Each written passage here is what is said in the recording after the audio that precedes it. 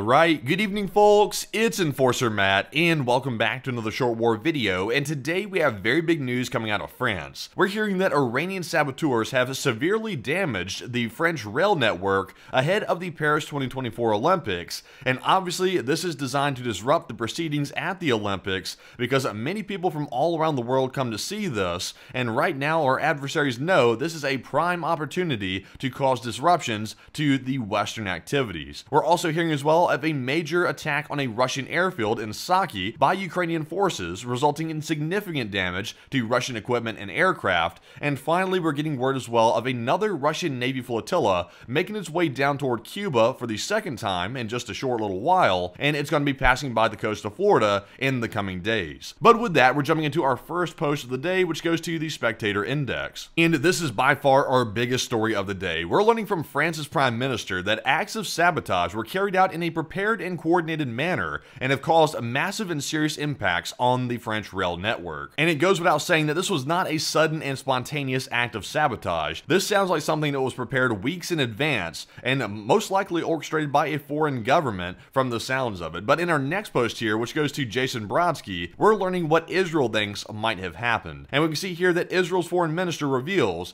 that the sabotage of railway infrastructure across France ahead of the Paris 2024 Olympics was planned and executed under the influence of Iran's axis of evil. So to me, this story actually sounds very believable. I believe that Iran definitely had a hand in it, so Israel believes so as well, and there's many other countries around the world that would love to disrupt the Paris Olympics because it's a very well-known international event and brings together all the countries around the world to compete. So there's many people that would love to disrupt it, and Iran is one of those countries. And right now it looks like Israel believes that Iran is the one to do it, but of course there are many other countries like Russia that would love to disrupt it as well. And we actually got some more news here, and this post goes to Visegrad 24, and not only is Iran suspected of trying to disrupt the Olympics, but we can see here that a Russian agent, Kirill Gazanov, has been arrested in France after having been sent on a mission to destabilize the Paris Olympics. It says here that he got drunk and started telling strangers in a bar that Russia had sent him for a secret mission, and French security forces raided his apartment in Paris and found evidence confirming the drunken claims. So nobody really knows what the destabilization was going to be that Kirill was going to carry out, but as you can see, this goofy right here is holding up some guns, akimbo style in this photo, looking like a real goober. So I'm not sure what this guy was planning on disrupting, but he looks like a clown, and luckily he was caught before he was able to carry anything out. Pretty good security around the Olympics, and it's really good to see. But with that, we're jumping into our next post here, and this one goes to OSINT Technical. And also, like I mentioned earlier, we did see a massive attack on a Russian airbase last night, and it says in this post from OSINT, overnight, after a Ukrainian missile strike, multiple explosions, flames, and at least one pillar of smoke were seen in the vicinity of the Saki airbase in Russian-occupied Crimea. And this morning, Russian mill bloggers and locals reported damage at the airbase. So we did get this one image right here showing the fire in the distance at the Saki airbase in Russian-occupied Crimea, and there is evidence right there of the fire. We're not really sure exactly what was hit at the moment, but there was damage reported. And in our next post here, which goes to OSINT Yuri, we can actually see a before and after image of the Saki airbase itself. And on the top photo right here, you'll see this is the before. This is what happened before the Ukrainians got their hands on the Saki airbase, and down here at the bottom photo, you can see what happened after it was hit. There's scorch marks all over the base, and it looks like there was indeed damage, but we'll just have to wait and see exactly what was hit. But we do get a clue in our next post right here, which goes to Status 6 Military and Conflict News. We're learning that the fighter bomber channel, which is affiliated with the Russian Air Force, indicated that the Ukrainian strikes in Crimea last night were successful. And the Russian propagandist said on their Telegram channel here, they said, it's not a good morning again, and he asked something about an RC-135 being deployed, and said some other things here. But most importantly, what really gave it away was at the end of his message, he said eternal memory. So if he says eternal flight or eternal memory, that means something was lost or blown up or a pilot was killed, one or the other. So fighter bomber said eternal memory, so to me, that says that some aircraft was destroyed. We're just not really sure exactly which one it was, but fighter bomber is always really good at giving away the secrets and details of the Russian military, and he did it once again right here. So with that, we're moving into our next post, and this one goes to OSINT Defender. And we're learning that similar to last month's incident, which caused minor panic on social media, a Russian naval flotilla with the Baltic Sea's fleet is set to arrive at the port of Havana in western Cuba this weekend for an official visit between July 26 27th and the 30th. And it says the flotilla is said to consist of the Smolny-class training ship, as well as a frigate and also an oil replenishment ship. And also there's another boat right here, the Yelnya, which is said to be accompanying the flotilla. And it's also not known if the ships will trace the same path as last month's flotilla, which followed the US coastline down to Cuba and back up to the Atlantic, and at points coming less than 30 miles from Florida. Now you'll notice from the roster of ships, which is expected to be coming back down to Cuba very shortly, that there's not a Russian tugboat in the mix. Last time there was a tugboat that came with it, but this time the Russians are playing this very risky, and they're not bringing a tugboat along to haul the garbage scow of a ship down to Cuba in case it loses all power. So the Russians are getting very bold here with that. They don't have a savior boat to save any of these ships if something goes wrong. So this could go terrible. And with that, we're moving on to our next post here. This one goes to Visegrad 24, and we're learning that Poland has launched a new operation to strengthen the security of its airspace along its borders with Russia, Belarus, and Ukraine. And the operation is called Eastern Aurora, and it's a direct response to Russia's full-scale invasion of Ukraine,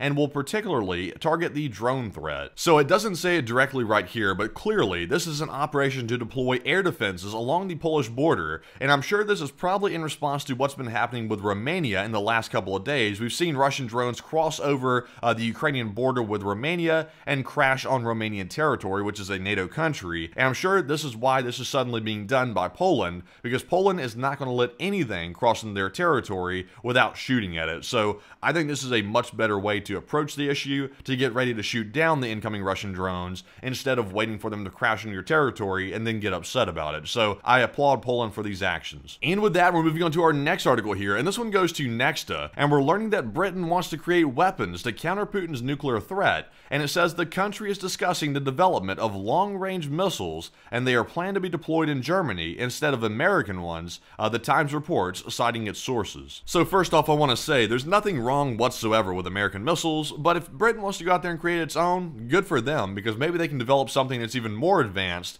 and maybe that'll be the case. But nonetheless, they're going to make their own weapons right here to counter the nuclear threat, and I'll be curious to see what Britain can come up with. But nonetheless, we're moving into our next article here, and this one goes to Nexta as well, and we're learning that Lukashenko of Belarus has pledged to expand cooperation with North Korea, and he called Kim Jong-un his Excellency. Lukashenko said very fondly, he said, quote-unquote, "Your Excellency, I confirm my aspiration to expand the framework of cooperation with the DPRK and filling it with new content, saturation, and mutually beneficial joint projects aimed at improving the welfare of our citizens." And Lukashenko was quoted by the North Korean Foreign Ministry. So this just goes to prove that Lukashenko is not just the lapdog of Putin, he's also now the lapdog of North Korea, which is known as the Hermit Kingdom. Lukashenko is bowing down to Kim Jong-un, calling him his Excellency, which is a huge pandering if I've ever seen one. That is insane that he's calling him his Excellency,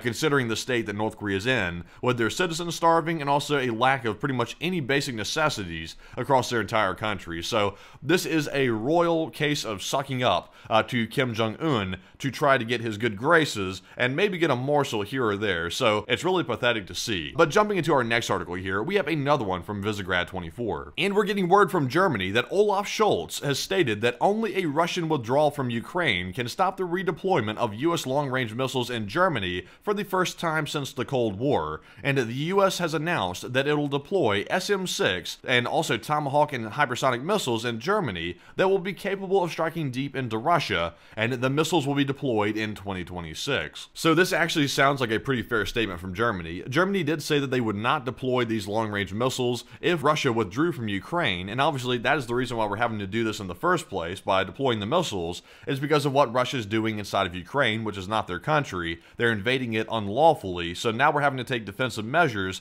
such as putting these missiles out here, and the condition is that if Russia gets out of Ukraine, then we won't redeploy them. That's pretty fair to me, and it sounds like a good move. But with that, we're moving into our last article of the day, and this one goes to Status 6, Military and Conflict News. And also China decided to get right back in the mix once again, and we have here in this post a pair of Chinese PLA Navy warships, a Type 71 landing ship, and also a Type 679 training ship has arrived in the port of Vladivostok in the Russian Far East, and the port visit of the 2 Chinese warships is scheduled to last until July the 30th. And this is just more evidence of the very close relationship, the no-limits partnership that China and Russia have suddenly found themselves in. We just saw Russian and Chinese aircraft fly right past the ADIZ, the Aircraft Identification Zone of Alaska, which is obviously a first in history. We've never seen that before. And now we're seeing the China PLA Navy suddenly docking at Vladivostok in Russian mainland. So not a good sign whatsoever. We do not want to see Russia and also China